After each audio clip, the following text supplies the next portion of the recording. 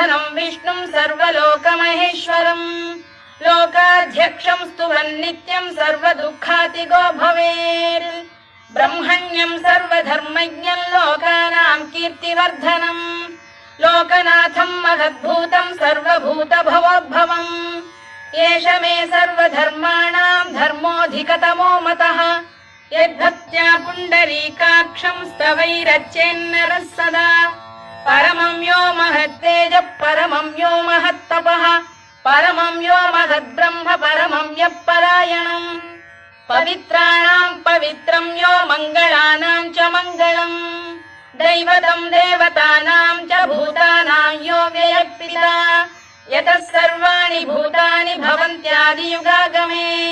यस्मिंश्च प्रलयं यान्ति पुनरेव युगक्षये तस्य लोकप्रधानस्य जगन्नाथस्य भूपते।